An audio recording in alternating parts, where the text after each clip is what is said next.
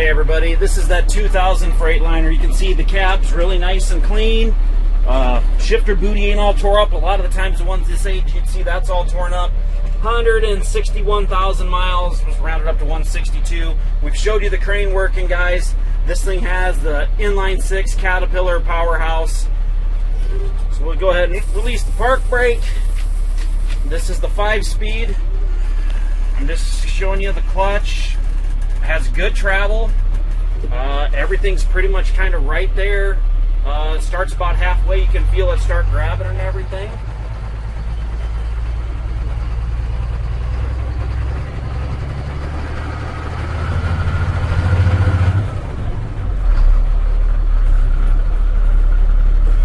And we'll go to here.